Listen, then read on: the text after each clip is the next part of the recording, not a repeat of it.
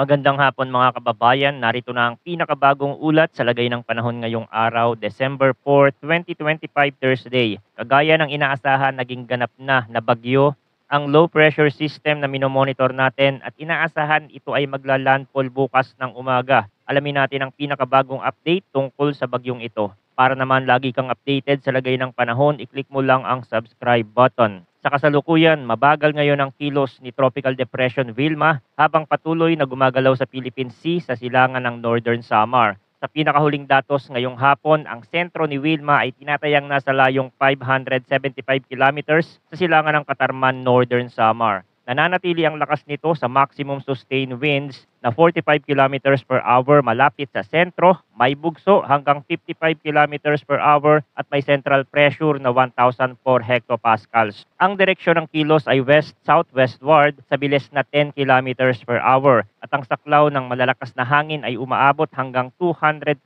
kilometers mula sa gitna ng sirkulasyon. Kaya posibleng umabot ang mga pag-ulan at bugso ng hangin sa mga lugar na wala sa mismong track. Nakataas na ang Tropical Cyclone Wind Signal number 1 sa mga sumusunod na lugar. Ang southern portion ng mainland Masbate, Northern Samar, Eastern Samar at Samar, kasama rin ang Biliran, Leyte at Southern Leyte. Sa Visayas at Karatig na Pulo, kasama ang northern portion ng Cebu, kabilang ang Bantayan at Camotes Island, pati ang eastern at central portion ng Bohol. Sa Mindanao, Surigao del Norte, kabilang ang Siargao at Bukas Grande Island, Dinagat Island, northern portion ng Surigao del Sur at ang northern portion ng Agusan del Norte. Ang signal number 1 ay tumutukoy sa range ng hangin na 39 hanggang 61 kilometers per hour na may minimal hanggang minor na banta sa buhay at ari-arian. Subalit maaari nang magpatumba ng marurupok na puno, manira ng magagaan na bubong at lalo na magpalala ng alon sa mga bukas na baybayin. Ayon naman sa heavy rainfall outlook dahil kay Bagyong Vilma, mula ngayon hanggang bukas ng hapon, December 5, inaasahan ng 100 hanggang 200 millimeters sa Northern Samar, Eastern Samar,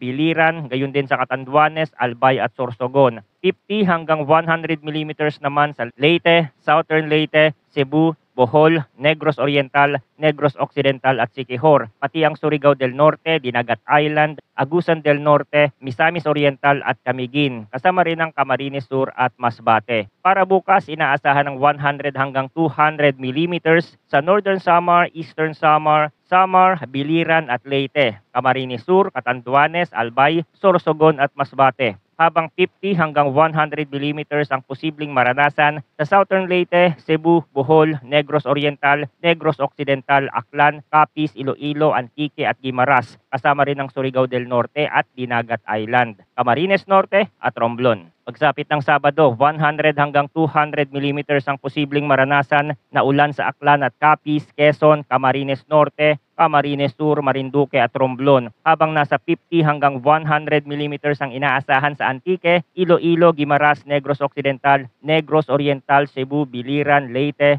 Northern Samar, Eastern Samar, sa parte ng Luzon, Laguna, Oriental Mindoro, Occidental Mindoro, Catanduanes, Albay, Sorsogon at Masbate. Tandaan, nasa bulubunduking lugar pwedeng mas mataas pa ang aktual na totals kaysa forecast at maaari ring lumala ang epekto dahil sa significant antecedent rainfall o naunang naipong ulan nitong mga nagdaang araw. Para sa track at intensity outlook, inaasahan si Wilma na patuloy na kikilos west-southwestward hanggang Sabado, December 6 at saka lilihis pa westward para sa nalalabing bahagi ng forecast period. Sa ganitong takbo, may mataas na posibilidad na ang sentro ay unang tatama o dadaan malapit sa baybayin ng Eastern Visayas o Dinagat Island sa pagitan ng gabi ng bukas, Friday, December 5 at umaga ng Sabado pagkatapos ng initial landfall. Magpapatuloy ang pagtawid sa Visayas hanggang Linggo, December 7 at lalabas sa Sulu Sea at posibleng dumaan sa Northern Palawan sa pagitan ng Linggo ng gabi at Lunes ng umaga. December 8,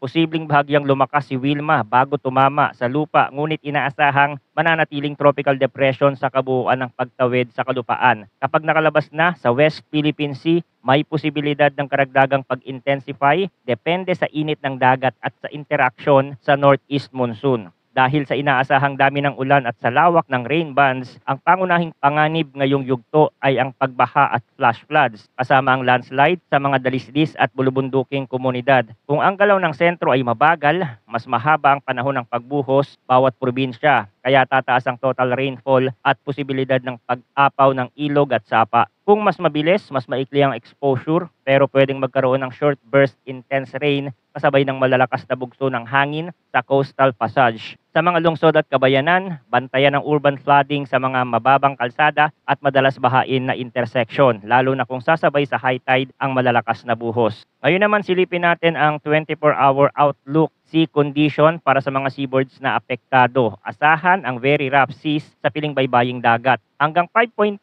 meters sa hilaga at silangang seaboards ng Catanduanes at sa buong seaboards ng Northern Samar, hanggang 5 meters sa silangang seaboards ng Babuyan Island, Cagayan, Isabela, Albay, Sorsogon at Eastern Samar, pati sa hilagang seaboard ng Aurora at sa hilaga at silangang seaboards ng Pulilio Island, Camarines Norte at Camarines Sur. Sa ganitong taas ng alon, mapanganib ang biyahe para sa lahat ng uri ng sasakyang pandagat. Ang pinakamainam ay manatili sa pantalan o maghanap ng agarang silungan hanggang humupa ang bugso ng hangin at alon. Asahan ang rough seas hanggang 4 meters sa seaboards ng Batanes, sa kanlurang seaboards ng Babuyan Island, sa natitirang seaboards ng Aurora, sa kanlurang seaboard ng Ilocos Norte, sa silangang seaboards ng Dinagat Island at Siargao Bukas Grande Island, at sa seaboard ng Northern Mainland Quezon. Hanggang 3.5 meters sa hilagang seaboards ng Cagayan at Ilocos Norte, sa natitirang seaboards ng Babuyan Island at sa seaboard ng La Union, hanggang 3 meters naman sa seaboards ng Pangasinan at Surigao del Sur. Para sa moderate to rough seas, asahan ang hanggang 2.5 meters sa kanlurang seaboards ng Bataan at Occidental Mindoro, kabilang ang Lubang Island, at sa silangang seaboards ng Davao Oriental, hanggang 2 meters naman sa silangang seaboards ng Northern Palawan, kabilang ang Cuyo Island, at sa mga seaboards ng Romblon, Aklan at Antique, pati sa northwestern seaboard ng Masbate, kabilang ang Burias Island, sa kanlurang seaboard ng Marinduque at sa silangang seaboard ng Oriental Mindoro. Kung motor bangka o maliliit na seacraft ang gamit, iwas laot muna at sumunod sa abiso ng Coast Guard. Kung talagang kinakailangan ng biyahe, tiyakin ang life vest, komunikasyon at kondisyon ng makina bago pumalaot. Mga kababayan, makinig sa opisyal na anunsyo ng Pag-asa, Local Disaster Risk Reduction Office at Philippine Coast Guard at mag-adjust ng plano sa biyahe at gawain ayon sa pinakahuling advisory. Kung ikaw ay nasa lugar na madalas bahain o landslide prone, huwag hintayin ng huling sandali bago kumilos. Ang maagap at maalam na paghahanda ang pinakamabisang proteksyon laban sa ulan, hangin at alon na dala ni Wilma sa mga susunod na oras at araw.